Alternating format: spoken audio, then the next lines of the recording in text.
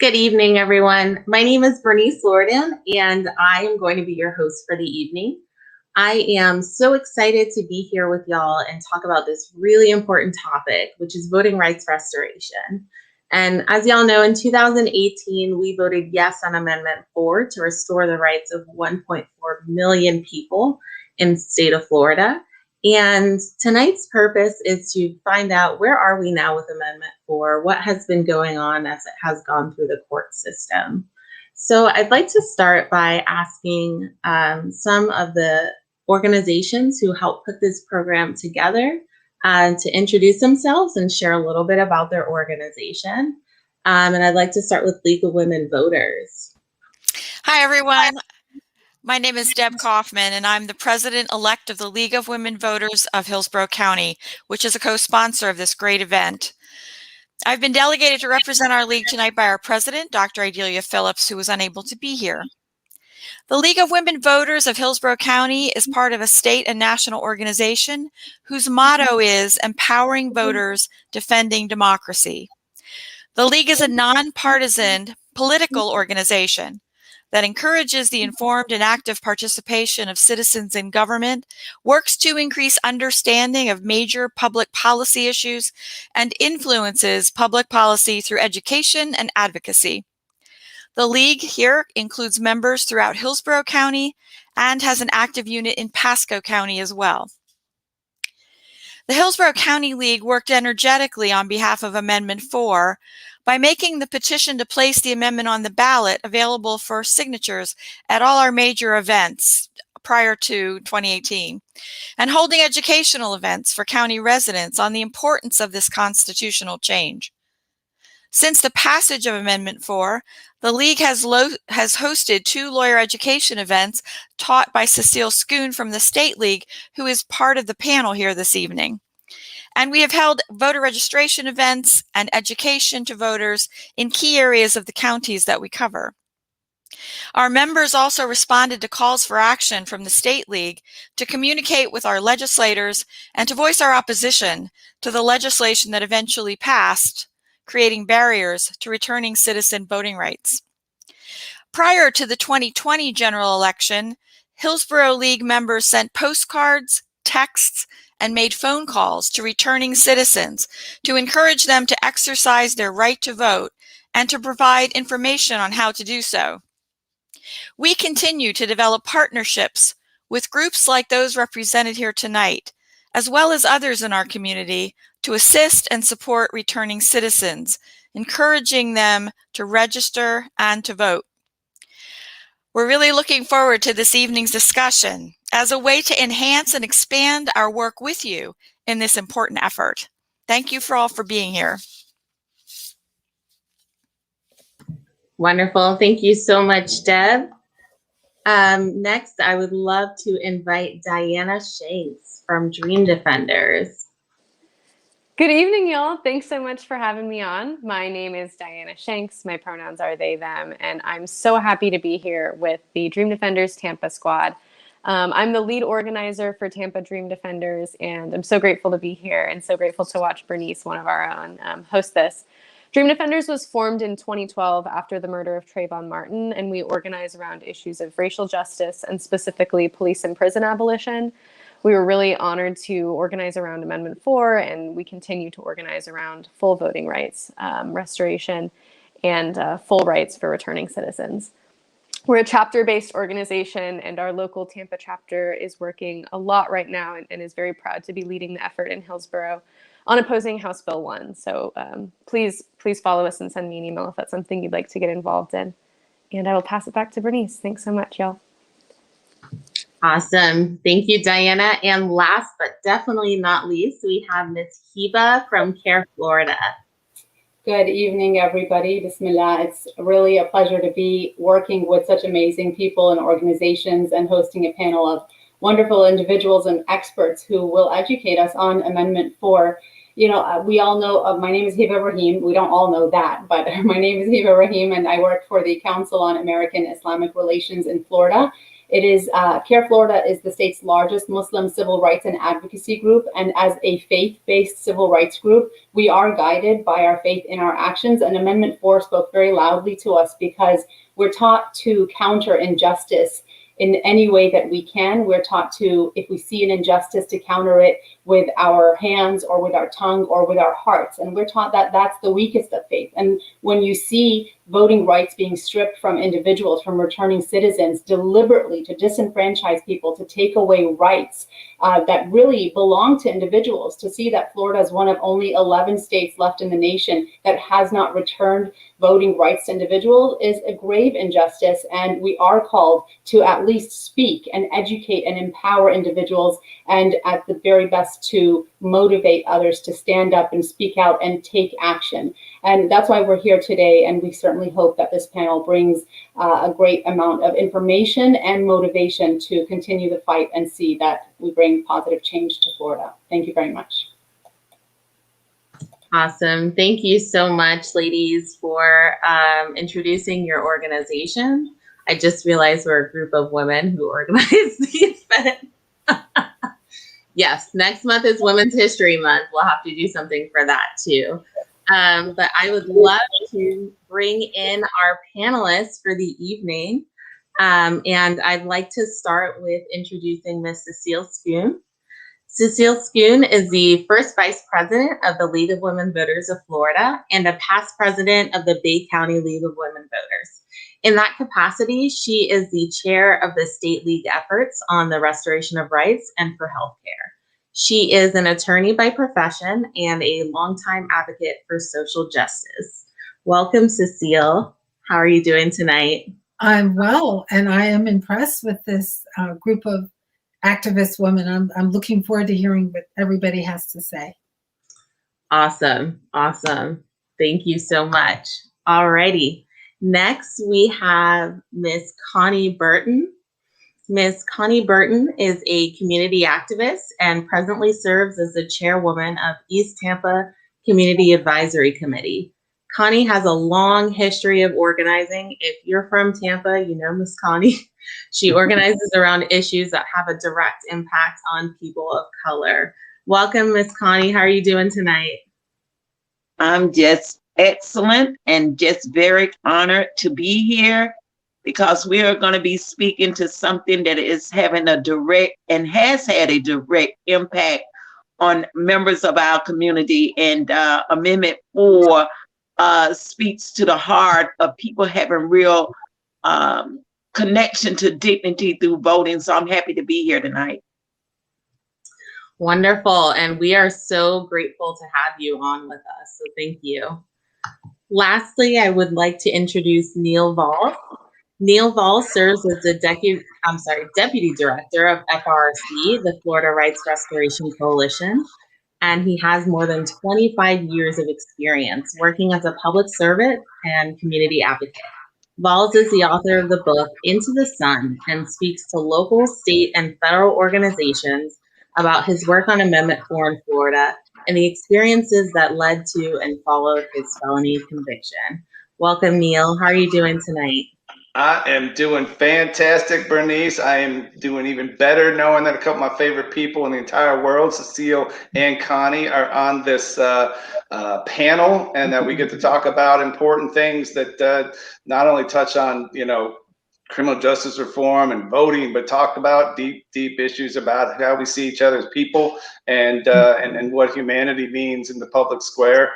So I'm super excited and grateful to be a part of this whole process. Wonderful. Thank you. And we are excited to have you as well. So I want to just jump right in and get us started. As we all know, this historic amendment passed in 2018 with an overwhelming majority, but it got dragged through the courts. So what is the current status of Amendment 4? Well, I'll take a whack at that one, and I know that these other experts will join in and keep me on track. But immediately after Amendment 4 passed, we were all celebrating. I remember seeing Connie and Neil and Des. We were so tired, and we were like, "Whoo!" But immediately, people started talking, and the legislators. We've got to do some legislation and help this amendment. It doesn't really say what it needs to say. We need to add to it. And we were like, no, it's fine. It was written to just work on its own. And the governor also added his voice to it. And it turned out legislation was proposed that whole spring. And we were there testifying, and all of us were there trying to prevent some things that would have been much more damaging than what actually ended happening. And at the very last minute, part of the bill, the bill was altered that was going to change it in a way that it had a huge impact on returning citizens, as who we refer to as persons with felony convictions. We refer to them as returning citizens, so they're returning to their citizenship. And we were very, very concerned because it said in the legislation that passed, in order for you to complete your sentence, you have to pay all your financial obligations. And what had happened over time, the judges realized that people couldn't always pay the fines and fees, and they would convert it to a civil lien, which means they took it off of the criminal side of the courthouse, because there's literally two sides of a courthouse. And they took it from there, and it became a civil judgment. And what that meant is when a person finished their incarceration and probation and there was a conversion to a civil lien, they had nothing left on the criminal side. So they could say, I finished my criminal sentence. And that person could then vote under Amendment 4. The new legislation took that conversion into a civil lien away and said, we don't care if you have a conversion to a civil lien. Even though a judge has changed it from a criminal to civil, you still got to pay everything that was put in the original sentence. So that was not good, because more people would have been able to vote right away because of the conversion of a civil lien. And that just put everyone back in a big pile where they had to find out what was owed and try to pay it and all of this. And in that statute, though, and they did put something in to allow persons to go to court to modify their sentence if they can convince a court that the circumstances have changed. So that is there. Now, what happened is people were very concerned. The league was very concerned. The ACLU, Southern Poverty Law Center, we were not comfortable with the change in the law and the way it kind of constricted the opportunities under Amendment 4. That concerned us. And we were also concerned because, yes, you can go to court, but a lot of returning citizens don't have money to pay a lawyer, find a lawyer. It's like a hassle. So we wanted to put it back the way it used to be. And so we litigated, and we won at the trial level. We were in federal court. And on appeal, that was undone. So we lost on appeal. And where we are right now is back to what the legislator had passed. And that is, to be able to vote, a person needs to complete their entire sentence, including paying financial fines and fees and restitution.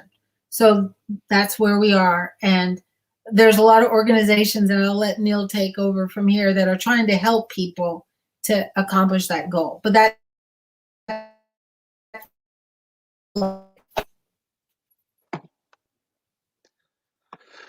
Yeah, you want me to jump in here, Cecile?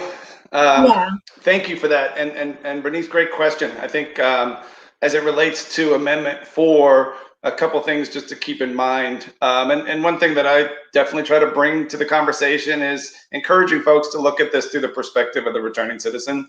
The person who, you know, I wasn't able to vote for 16 years, and I know people who weren't able to vote for their entire lives because of a past felony conviction. And so what we're talking about is really sacred stuff. And at the end of the day, Florida, for the longest time, for 150 years, we've been living under an old Jim Crow law that banned people from life with past felony convictions from voting. That's done, right? So the Amendment 4 took away that lifetime voting ban, right? And what we saw happen, as Cecile outlined it in its steps, is ultimately on a certain level, the 1.4+ million people who are impacted by Amendment 4 have now been cut in two.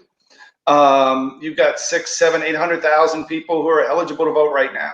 Right, we worked with so many this past year. I feel like we're in this Dickens novel, right? It's the best of times, worst of times. Right, we saw over 52,000 people who, with past felony convictions, who were unable to vote in 2018, vote this last year. Right, that's something worth celebrating. Right, like the expansion of democracy in Florida that happened with Amendment 4 is the largest expansion that we've seen in 50 years in this country. That's worth celebrating.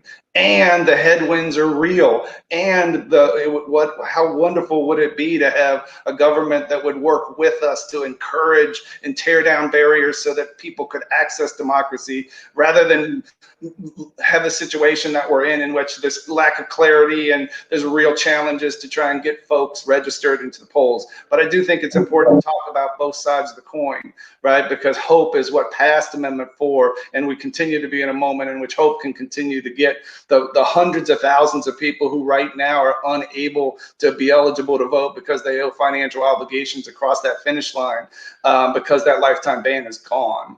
And so we got work to do. We saw what we were able to do collectively with FRC, our organization, helping to lead the effort with this fines and fees program, in which we raised over almost $30 million and paid off the fines and fees for 44,000 individuals so that they could have access to democracy in the state of Florida. You know, so I think we're seeing what's possible when we organize. It's fun to be on a call with people who understand community activism, relational organizing, that we're better and stronger together. And so that when we lock arms and continue to do what we're doing tonight, we actually can move the needle in the right direction. But I don't want to be here like cheerleading some stuff that happened that was really bad for returning citizens. I'll never forget, like Cecile was talking about, the dynamic that played out in spring and summer of last year, in which we had a federal judge make a ruling that basically said to 400,000, 500,000, 600,000 human beings in the state of Florida, you know what, when you go to bed tonight, think about how you're going to vote, because you got your freedom. You're liberated in a way that you can exercise and have your voice heard at the ballot box. And 6-7 weeks later, we saw an appeals court actually crush those dreams and say to those same hundreds of thousands of people, your voice is not going to be able to be, participate in this process. And I'm cool. I understand there's legal lawyers, and man, I'm grateful for the good lawyers who are fighting the good fight. But for the perspective of those of us who live in the community and engaged, man, those are hugs and tears and real pain and righteous anger that ultimately led to this movement, this strike of lightning, that people rallied around the idea that they're like, oh my gosh, my neighbor owes $300 or $400, I could help that person out. And operate through this fines and fees fund. So even in the struggle, we see what's amazing and what's possible when we organize and when we focus on the real lives of people. So when you talk about what's the status of Amendment 4, I feel like we've climbed a whole lot of the mountain, and we got a long way to go. But if we focus on the people and the real lives of folks who live in the community, who simply want to be treated like anybody else, when your sentence is completed, you shouldn't have to choose between putting food on your table and whether your voice matters in your community. And we rally around these values and morals that we all believe in, I think that we can keep moving things in the right direction. Wonderful. Thank you so much. And Miss Connie, I saw your head nodding a lot while Bill was talking. Is there anything you would add? To this, I would just have to thank the leadership of FRRC. And that would be, we have a wonderful senior leadership team led by, Brother Desmond Meade, Brother Neil, and others. When we talk about blood, sweat, and tears, it's all in. It's 100% commitment. But you know what Amendment 4 did for, say, people describe them as marginalized community? Being on the ground, we saw people having a willingness to come back into political life. Knocking on those doors, starting off with the ballot initiative, just being out in the community and just speaking plain, laying out the terms to the people, connecting history, of helping this generation to understand that we don't have to talk about, what people did 50 years ago. Now, this was their moment in history to step up and to watch how those that had political power used those power for the good or for the bad against the people. And we was committed to digging in. We, had to go through with people, cheering, yes, we won, and then people feeling defeat. But through all of that, our, partnership, our leaderships found ways to help people understand that what they was trying to keep from the community and the people, that we had a right to democracy. We had a right to experience that. We had a right to participate in the power of vote. And so when we stage little events to do our political education on the street, people would come up and say, you know what? I'm going to sign this ballot because I'm signing for my brother. I'm signing for my sister. I'm going to vote for someone who cannot vote. And then once we found the resources for the fines and fees, again, people started having confidence that they was not abandoned organizationally. We was structured correctly. Partners had to understand that they was being committed to the long term of democracy and justice for the liberation of people who have been denied so many years. So I am so super excited because every time we are told no in the courts, either some, political figure think that they have set us back, what they have actually did is pushed us forward, because people that we probably couldn't get to come and join the campaign has a willingness to come and join now because they understand what is being denied them. And let me ask you, Neil, because I know that you recently had your rights restored. Can you share a little bit about what was that process like for you? Yeah, I mean, so I always like to say that I don't know that there's a better evangelist for democracy than somebody who lost the right to vote and got it back, right? Because all those years that I didn't have an ability to have my voice heard in the community or in issues that mattered to me and my family, like I yearned for it, and I didn't feel like I was a full participant in the community. My story is not like everybody else's story, and so there's a lot of kind of like a big story to all the returning citizens in the state of Florida, who come from a variety of different places. But at the end of the day, I think that we can see something that's really powerful when we rally behind values that we all believe in. Connie mentioned Desmond Meade. Man, he is a national hero. He is an incredible leader. And I remember a conversation I had with him, right? Because I wanted Amendment 4 to pass so bad I couldn't think about anything else, right? It was like what we were talking about constantly. And I found myself in a conversation with Desmond about like politics, right? And we do everything we can to avoid this being political, right? I know, I get it. We're talking about voting, and we're talking about democracy, and we're talking about criminal justice. So that seems naive to say, hey, we want to depoliticize this. But we really don't want this to be about politicians, right? This is actually about the people in the community and the families. And Desmond reminded me as I was kind of talking to him, I said, well, maybe we could say this that way, or we could position it that way. He's like, man, all good ideas, but bro, this is deeper than all that. He's like, this transcends partisanship. It transcends all that stuff. He's like, at the end of the day, we win on Amendment 4 if people see us as human beings. and we lose if people see us as something different. And so everywhere I go, everywhere I walk, now I'm an evangelist for democracy. And I don't mean it disrespectfully to people who have organizations that have points of view and beliefs about the right-left paradigm. And that's cool. Like, go make our country better, our local stuff better. I'm all for all that. But for us, deep down, there are people whose voice right now cannot be heard, and it should not matter what they want to say as much as it's about our democracy and our belief in the fact that humans have dignity and value and should be honored in the process. And so I got to walk that out on a personal level. And in this past election, like we said, we had almost over 90,000 returning citizens registered to vote after the passage of Amendment 4. Over 52,000 actually went out and voted. So a turnout of over almost 60% in a constituency in which all the experts and all the know-it-alls have told us you don't get people turning out like that. So while we understand that isn't 1.4 million people in its entirety,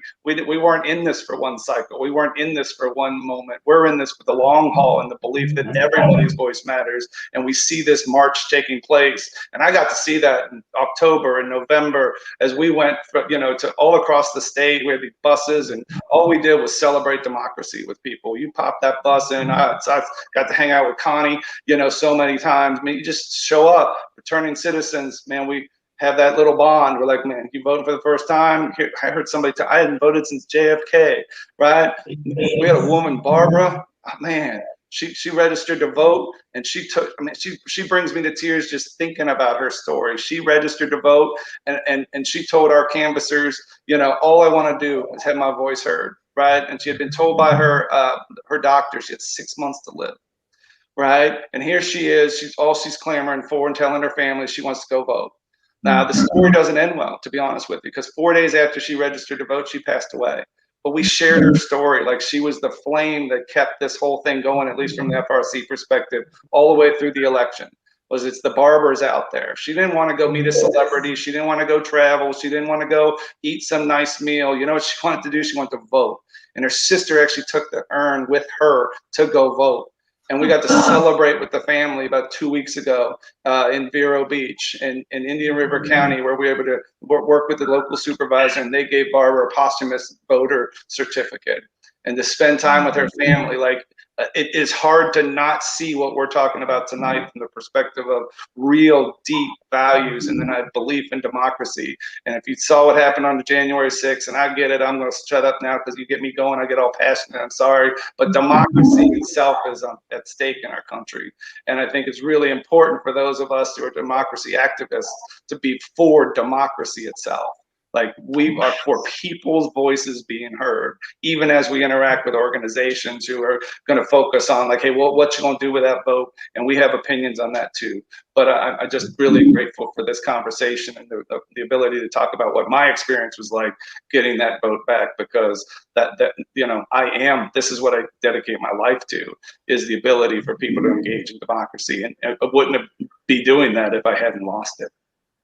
And I can speak to that sense of passion and energy that FRC has, that Neil and Desmond and Connie, I've heard all of you speak at different times, and I've been moved every time, as just from my heart, just as a citizen. And certainly as someone who spent my adult life litigating for people's civil rights and discrimination cases, it's all about, we're all human and nobody's better than anybody else, and nobody should be treated any differently than anybody else. So much of what you say resonates really powerfully on a personal level. And I can say, as a member of the League, that is a passion that the League members have. We love voters. We want as many voters as possible. We also don't take sides. We're not a left, right, anything. We came out of the effort for women to get the right to vote over 100 years ago. But the thing that people often don't remember or don't know, I learned it myself doing traveling to Seneca Falls, is many of the initial women suffragettes were abolitionists. Mm-hmm. They wanted to end slavery.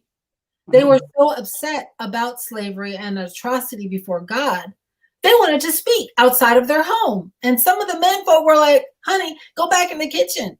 And that's when they kind of realized I'm trying to help Black people get a better life, but we are bound. And so that started that energy for the vote. And the league has held on to that passion for voting.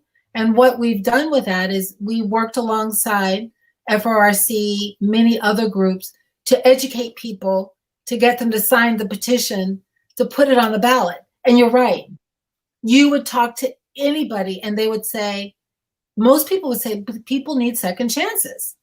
And you don't get political. You just stake it to the heart. You talk it. We've all made mistakes and we've been given a chance. You don't block someone from voting for the rest of their life. So we had our pitch, but it was something that really resonated. And then, like you said, Amendment 4 still has its power because it took away the 150 years of nobody. And it took away the 5 and 7 year wait to even apply for clemency that Governor Scott had put in place. So it's much improved, but there's still work to be done. And I know FRRC is doing its part with education and fines and fees. And I wanted to share what the league is doing. We're educators and we take the time to educate. So what we thought, and actually I was sitting right next to Desmond when I got the idea at one of our meetings, our coalition meetings. And we were talking about how people don't know a lot about registering voters and this and that. And I said, well, the league does education all the time. We should do a training. He said, yeah, do a training. That was the beginning of the idea of let's create a continuing legal education for lawyers. Once the statute passed that said you could go to court, well, I'm 61 and anybody over, who's finished law school a year or two ago, you could not do this. So lawyers don't even know about this. Even though it's in the law, it's a law nobody knows. So there was a need to educate lawyers. You can help people. So the league created that continuing legal education program, and we have it offered. It's on our website. It's for free. And not everybody has to be a lawyer it's open to anybody. But we went to the Florida bar so that they approved it for 2 hours of continuing legal education, which lawyers are required to have. So what the league is trying to do is sweeten the pot for lawyers. Please take the course. And by the way, there's a lot of people, returning citizens, who could use your help. Would you please consider giving pro bono services, which is free services, to help people? Sometimes all they need is to find their records. Sometimes all they need is to, inform what the records say. I myself have done it several times, and I helped about 12 people personally myself.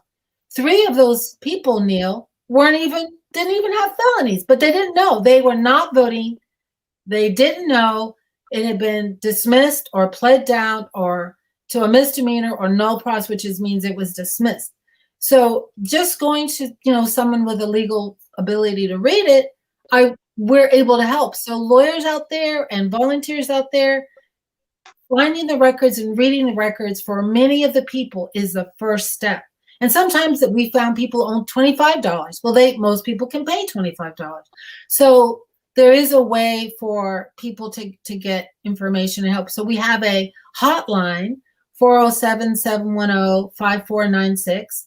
And we have a email address, canivvote@lwvfl.org, which lets you know if you contact us, we're going to try to refer you to a trained pro bono, which is free, attorney to walk that journey with you. And I can tell you that many attorneys have been moved to tears to be able to help someone get to that place where they can vote again. Because as you say, it's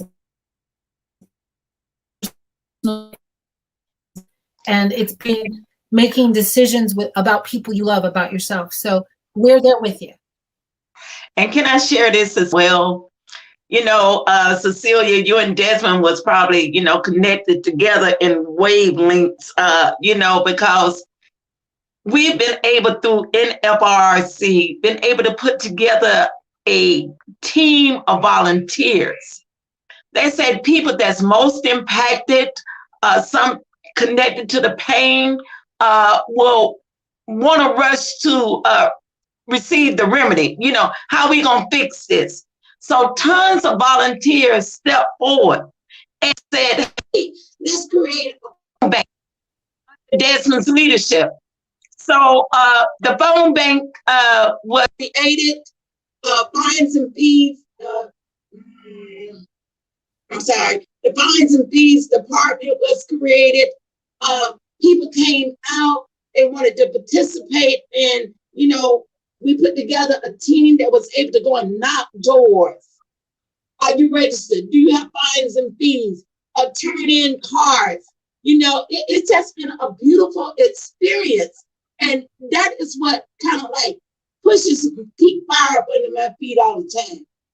Is that there are those in our community want to have an experience of what political power look like, what it feels like, to know even on your local level, you can say how your interest is being fulfilled.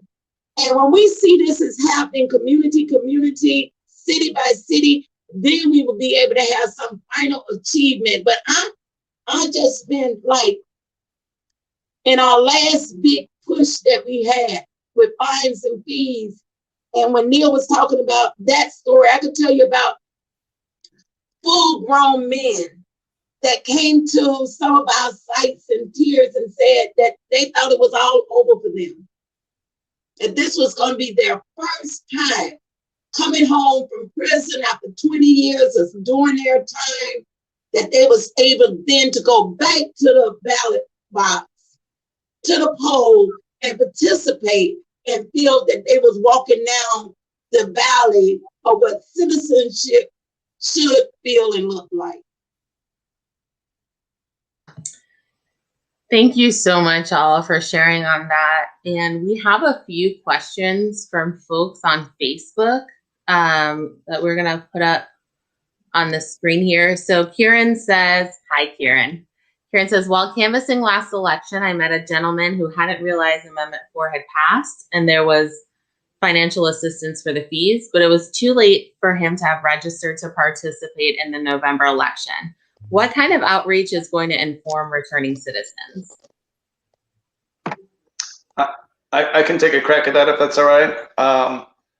One, I just super grateful for what you said, Cecile and Connie. I mean, oh my gosh, your leadership is awe-inspiring. What you do in Tampa and just to be on this thing with you is great. Because I think about this question, right? So how do you inform returning citizens? So much of that can come from authentic relationship and a commitment to kind of cut through all the clutter and the lack of clarity that we see. So a simple answer is, if somebody's out there and they're a returning citizen, they can go to the Florida Rights Restoration Coalition website, or the easiest thing is call our number, 877-MY-VOTE-0, 877-MY-VOTE-0. You'll get connected to a fellow returning citizen, somebody who's been through some similar experiences and who knows what it's like to kind of, walk through these, what can sometimes be some challenging conversations. But our fines and fees program actually grew out of, kind of like Cecile talked about, the legislature passed the law that they passed. And a bunch of us were saying, hey, there doesn't need to be legislation, but they did it anyway.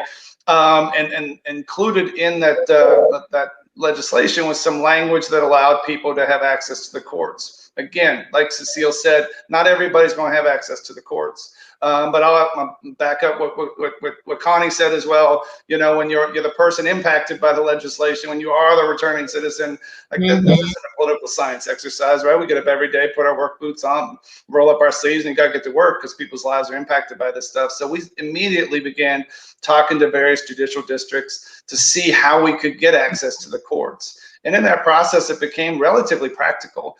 We began to see and talk to real people who are like, man, I owe $400, I owe $700, I got healthcare costs. My mom's in my house. She took me in after I got back. Now she's sick. I can't pay these fines and fees. And we started thinking like, wow, what if you could just pay these directly, right? And so we talked to all of the attorneys, we figured out how to set this thing up right, so that people could come to FRC, give us the pertinent information about what their situation is like. We set up a call center so that people could have interaction. Cecile and the league stepped up huge. I mean, they began this kind of the attorney assistance program. You get CLE credits if you're an attorney, and please, the information is flowing there. If you're an attorney, somebody's an attorney. Like, that's a huge need for this entire process, is for folks to connect with Cecile. But what happens from the returning citizen perspective is then you start a conversation. And then we work through that process. And we began the fines and fees program in 2019. Right, and this was something that just an extension of love from one person to another person, and the simple but big vision that, you can actually help somebody access democracy, somebody you don't even know, from a different community or different state. And what we saw is that people started donating to the fines and fees fund, and we started paying off people's fines and fees in late 2019, and began to, on a very practical level, develop relationships with all 67 clerks of courts, and we began to find that different clerks had different processes in terms of how they paid people's financial obligations. Some paid their interest, others didn't pay their interest. Some, there was just a variety of different processes, and the only way to go through it was to go through it. So you have people who really love other people, in particular returning citizens, helping returning citizens, who would just work your way through that process. And then we saw, this amazing thing happen late last year, when all of a sudden the appeals court, like, think about it, our own governor, our government, like, decided to say, hey, your voices don't matter. I'm going to take taxpayer dollars. I'm going to fight this federal court decision that just liberated hundreds of thousands of people, and I'm going to take it to the 11th Circuit, and I'm going to appeal that. And then they did, right? And then the 11th Circuit ruled that all these folks can't vote. And I think that was a moment in time where there were people who were angry, people were like sad, people were like, I don't know what to do. And in that process, this little fines and fees program that we kind of set up simply because we're just trying to help people, like, hey, this is a real practical way to help somebody, and if somebody can help in their community, cool. And it became this vehicle that people were like, oh my gosh, you mean I can give a gift of democracy to somebody? And it just took on a life of its own, and it has infused in us a belief that we can, if we just get up every day and we go to events like this and we encourage folks who are listening to help. Like, we can get the 700,000+ people in this state who continue to not be able to vote because they have financial obligations. We can help them cross the line. We can advocate for changes through the legislature. We can advocate for changes through clemency. We can advocate for changes through the court systems, and we can help people wherever we can. But we believe that it's possible to get all 1.4 million people impacted by Amendment 4 cleared, and that the spirit of Amendment 4 can actually live in this state. And in doing so, the people most impacted by these policies, these long-term racial injustices, these long-term criminal justice policies that have created multi-tiered systems in our society, that when all those folks, all the people directly impacted, have their voices back, we can see an entirely different state. And so we know that this is what we're pushing for. Yeah. I want to jump in here, Neil, because we have another question from Facebook, and it's actually relevant to what you're talking about right now. This one is a little bit tougher question here. It's from John Lear. So his question is, shouldn't a rehabilitated convicted felon want to pay all of her debts accumulated because of his or her choice to break the law? Well, let me address that a little bit. It's been well established in our state and across the nation through academic studies, just looking at sentencing, that sentencing is not always the same for everybody. There is, and in law enforcement is not the same for everybody. I mean, again, we can look at what happened in January 6th. And if that had been the Black Lives Matter, it would have been a whole different situation. So there is, throughout our nation, there is different treatment for different people. So when you have a lot of people with all these fines and fees, another family that would have resources to hire, it would be a conviction. It would be a plea deal or something. So there's a lot of things that are going on where the least of us, those with the least resources, those who often are most law enforcement focuses on looking for a problem, and that sometimes judges with implicit bias are not even aware, put a heavier penalty. So you have all the disparity, which has been proven. The same offense, if a person looks this way, a lighter sentence, usually if they're Caucasian. If they're African American, usually a heavier sentence. It's just been on and on. So when you say, okay, this judge gave this particular sentence and you should pay it, many times the whole treatment was unfair. You got double whammy when someone else who looks a little different got much less. So you have to factor all of that in when you say, just pay it. And the other thing is, our state, like I said earlier, we had a process where the judges who sentence people, they know what they're doing. They've been doing it for a while. And if that judge is looking at this person who has finished their incarceration, finished their supervision, probation or parole, and is making a judicial judgment that I should remove this fine and fee off the criminal side and make it civil, who is the legislators to come after the fact and take that away? I mean, a judge made that decision, and now we have a law that says, guess what? Go back to another judge for the same decision.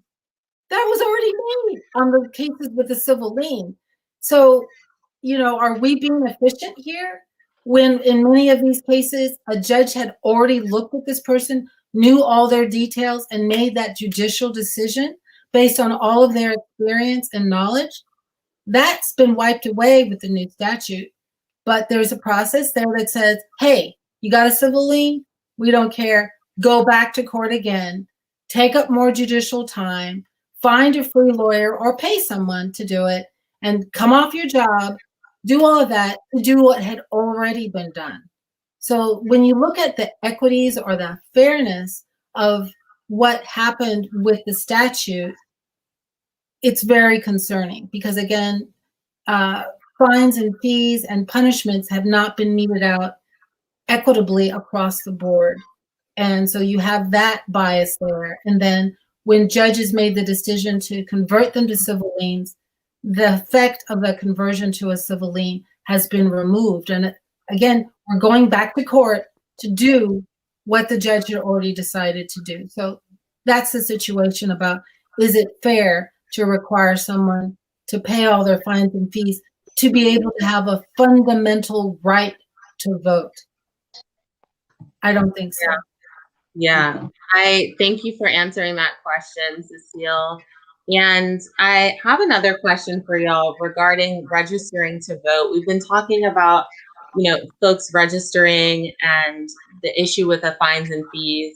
And as y'all know, here in Florida, unless you meet the voter registration criteria, registering to vote is actually a crime if you don't meet that criteria. Mm-hmm. And so I'm curious about, as organizations who register people to vote, should we be relying on court decisions and encouraging people to register, or how do people know that it is legal for them to register or not? Let me jump on that one too, and then everybody add on. But with regards to the requirement to pay your fines and fees, that is the law. That before you vote, that's not something we were happy with, that it was changed and amended in that way. But frankly, that is the law. And we went to court and the law remained the same in the end. So what we advise people to do is to try to find their records to see what remains to be done with their fines and fees and financial obligations.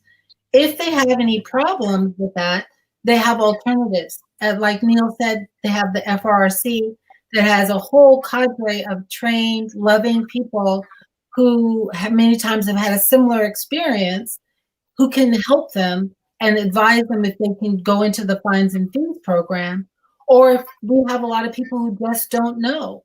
And that's why we have our trained lawyers who are free to be able to assist people to just even find out what is it that they need to do. Sometimes it's very small or it's already done. So we advise people to reach out to our referral system. Either I know we get referrals from FRRC too, Neil, or just call us directly. We've got our line and the Can I Vote, at lwvfl.org.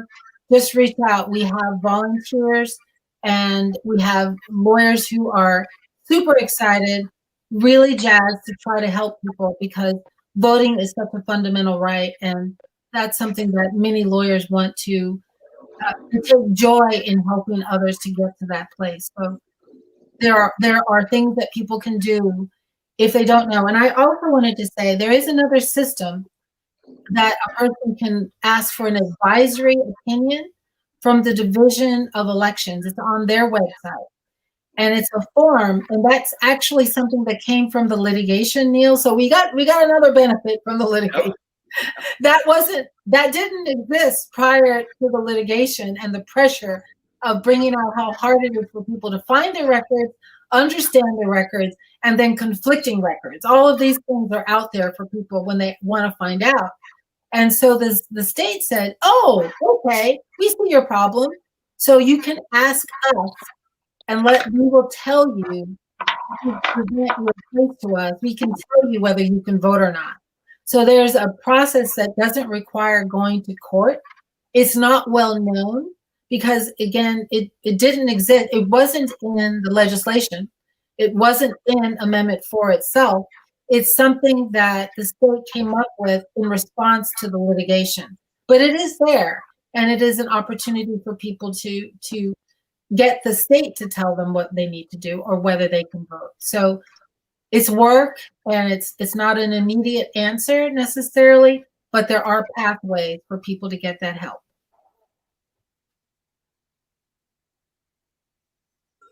Awesome. Thank you so much for answering that for us, Cecile. And our next question for the evening is, what can we anticipate is coming up in the fight for voting rights restoration? What's happening right now, or how can folks be involved? Well, right now, one of the things that we're doing is, say, from an organizer perspective, is that we're making constant phone calls. We are in constant engagement inside the community, building relationship with other organizations. And you know what? Every day we are instilling courage in our community, never telling them to do anything illegal. But we are saying that you have a right to know. And so we have a right to challenge. We have a right to make these challenges because coming out of all that we've seen and all of the disparities that have been laid out, America, for me, is in a tailspin. And the question has to be asked at this point, is democracy for everyone? And we believe it is. And so for those that we can register, we will register. Those attorneys that want to come to the table, we say welcome. But we're going to just keep on accelerating because we can't go back. One of the greatest authors, and I'm going to say this because I just love James Baldwin. And he said it was not the wickedness of people that would destroy this country, but it would be based on the spinelessness. Those that know better supposed to do better. And so we can't allow our people to legally be caught up in a catch-22 or I got them, that we expect our supervising elections officers to step forward, the clerks of the courts to step forward, and anybody who want to be on the right side of history to do the right thing. That we can't let this thing called democracy just be controlled by a few. That if America is going to be America, it has to open itself up so all can benefit. So we just going to keep on challenging. We're going to keep on doing the work. We're going to keep on registering people. And once we find individuals that have those little snags, we're going to fight like hell to make sure we untangle that so they can participate in full democracy. Man, I'll follow you anywhere, Connie. I'm ready to go to war. I'm ready. Tell me where to go. I'm with you. I feel like it's important to keep in context, like when people are talking about the ongoing fight, right? Like sometimes I think, I know myself, so I think about terms like, hey, get a bill passed or get a regulation passed. Well, the truth is Amendment 4 passed, right? And in this state right now, if you look at the numbers, right, there are about 200,000 returning citizens who are currently on the registered to vote. 100,000+ of those folks got their voting rights restored through clemency in the decades before the passage of Amendment 4. And almost 100,000 have registered to vote since the passage of Amendment 4. So that means there's still 1.3 million returning citizens who live in our communities, who come to go to school with us or work with us, go to church or synagogue or to the mosque with us. And they're doing life together with us, and that person can use individual help, and that's how mass movements can have real impact. What we learned over the last 2 years is we made some mistakes. We jumped in the field. We're trying to figure out, like, hey, what's the best way to help somebody get registered to vote, or what's, maybe we can do it this way or that way. What we found, at least from our organizational perspective, was returning citizens talking to returning citizens in people's communities is the best way to tear down the walls to do voter registration. I would always tell groups who I love and we're engaged in serious work together, please don't knock on my door and be like, hey, I understand you're a felon. I want to vote. I want to register you to vote. I'm like, who are you? I'm going to go vote against you, because that's not actually the way that you want to interact with people. So I think that there is this idea that like there are 1 million+ people who still have not registered, and hundreds of thousands of them are eligible right now. So we got work to do in the community, and we can get out and we can do the blocking and tackling associated with voter registration work. I think from what Cecile was saying is that there is a process in place to help people get to where they can register to vote. The truth is our government is no way equipped right now to give full clarity to every single returning citizen possible. But I would encourage folks, like, honor and give the due to the returning citizen who's walking through this process. Most of us know our situation better than anybody else, right? And so for me to make a good faith effort that I can, that I meet the requirements, then I'm the one who can know that. We don't necessarily have to overthink what the returning citizen is going through, because I've talked to too many people who got their voting rights restored through the clemency process, a process that does not require you to pay your fines and fees. And they had local government officials trying to tell them they had to pay their fines and fees. So while it is complicated, I do think it's like, let's put the basic building blocks in place first. Let the returning citizen be the main spoke in the conversation around this process. And many of us know when we're able to, and many of us know when we got to call Cecile and that crew of attorneys who are able to allow us to walk through this process.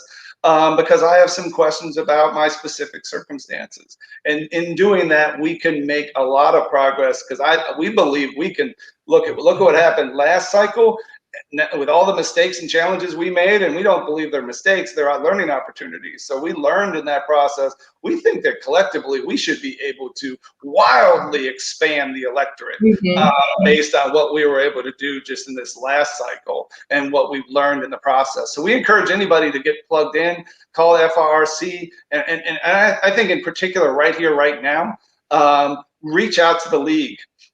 Because of this attorney assistance program is wildly important to us, because the court system is still relatively is a territory that we haven't necessarily fully gotten into.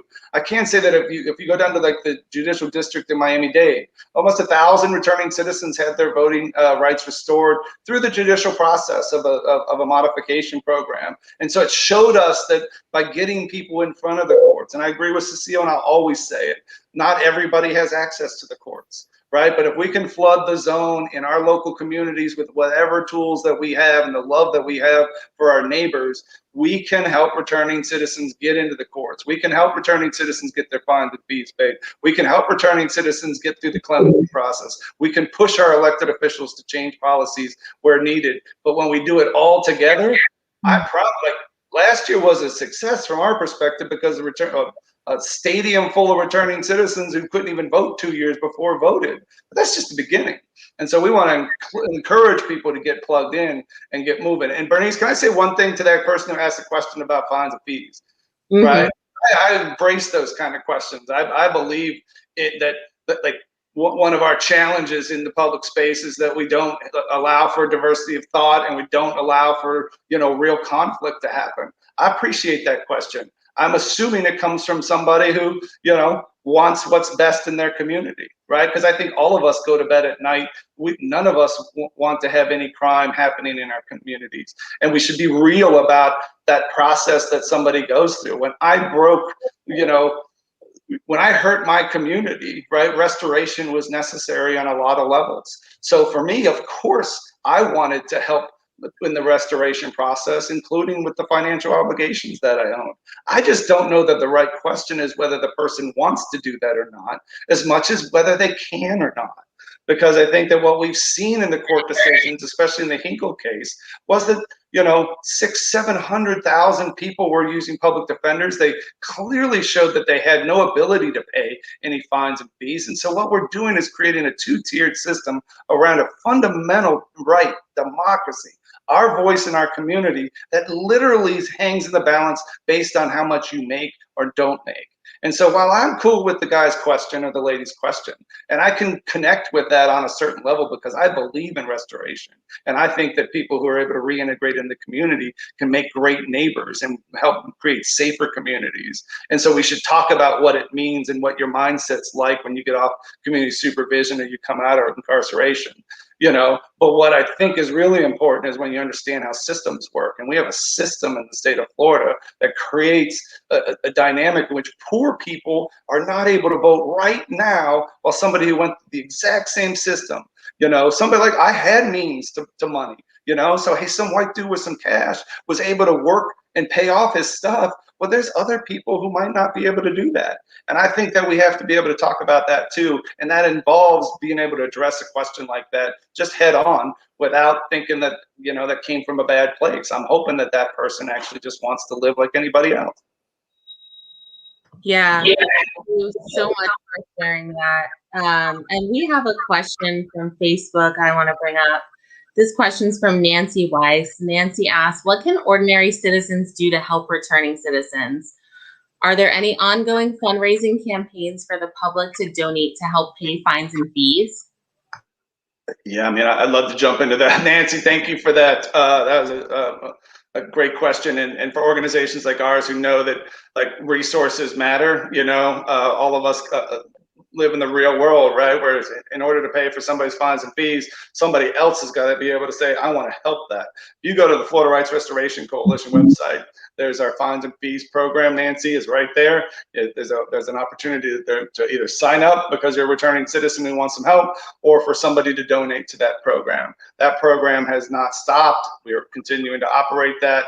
Started right after the passage of 766, which was the implementation bill of Amendment 4, and we're just continuing to go on with that. I would say one thing that we're learning that there's real power in paying off people's fines and fees is when you think about it, the process of reintegrating into the community. We're seeing that hundreds of people who were able to get access to democracy through the fines and fees program are also able to get their driver's licenses restored because we have incentives in this state that aren't really set up right. We take people's driver's licenses away because they can't pay their financial obligations, and then they lose jobs, lose contact with families, and then we wonder why they get pulled back into a system that creates an environment that can be harmful for everybody involved. So what we're seeing is that like returning citizens at our core, as a returning citizen, our hope, our dream is that we can rally with people who believe in this idea that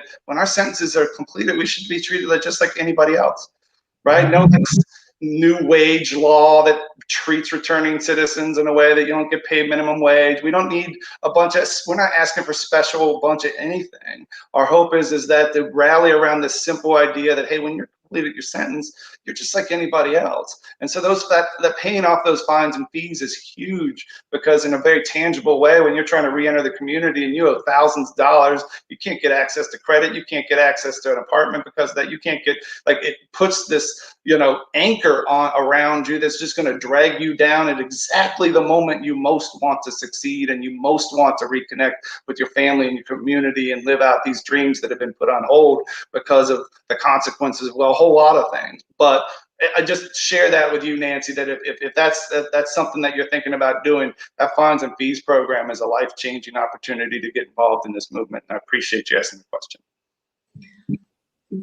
I'm going to move us into our last question of the evening. So thank you all again for being just incredible panelists. This one is for Cecile, but of course, feel free to jump in afterwards as well. For organizations like the organizations who sponsored the event tonight, what are some ways that we can come together to support returning citizens? Is there a central info hub that we can be supporting? That's a really, really great question. I think what the league is trying to do is trying to seed the community with information about what we're doing at the league. And also one of our business cards I work with Jessica Younts, my good friend. We worked on it on the back of it's a league on one side and it's FRRC on the other, because we just want to look, help will help you, they'll help you, get help. You know, if you have questions, get support. So I think if we all work together and put out information about what each other is doing, that's a big part of it. The league has created some posters. I'm going to go and grab one and show you. But we've created some posters that we're sending out into the reentry programs that were just mailed out today. And so we are using resources. When we get grant money, that's the first thing we do is try to put it right back out into the community. So we've got voter registration information. We have instructions. We have, if you need any questions or help, please call us. We have the business card that mentions FRRC. It's also on our poster, because working together and consistently, we're going to be able to put our arms around it. So we recognize that, again, this is a relatively new change after 150 years. So it's not surprising that everybody doesn't know about it. So we're trying to work with public defenders. We're trying to work with state attorneys. We're trying to work with FRRC. We're just trying to put the little signposts out so people know where they can go. And I think if we all do that for each other, then the word is going to get out more. You know, and like I said, the league and the FRC has been working together for many, many years. But I think there are ways that we can work together, maybe more consistently and more efficiently. And we're working on that right now to try to do that. But that's what we do. We advertise what we're bringing to the table, and we, like that little business card, you flip it over, it says one thing. It says this is the league information, and you flip it over, it has that 1-800 number that Neil mentioned. So just sharing knowledge, packaging, going to where people who need that information are, like the reentry programs is a good one, because many of them are just starting out trying to educate people. And so the league is trying to give them tools. We call it a voting toolkit for them to take on that responsibility. And if they have questions, they can come back to us.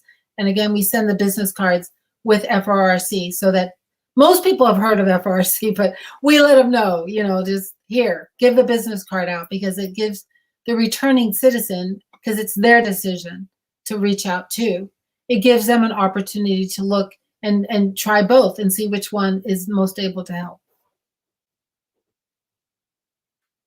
Awesome. Awesome. Thank you all so much for being here tonight. I wish we were in person so we could give like a round of applause for everybody, but COVID, so there's no applause, even though it's well-deserved for each of you. I want to also thank Everyone who joined us on Facebook Live, we really appreciated your questions, and they made the discussion very rich. So thank you again for participating. And as Dr. King once famously paraphrased, the arc of the moral universe is long, but it bends towards justice. So I encourage all of you to get involved with great organizations in the community like FRRC, like League of Women Voters, For Future, Dream Defenders, or Care Florida. And there's so many others. Get involved and help us bend. The struggle towards justice continues. Thank you, everyone. Have a wonderful night. Thank you for the opportunity.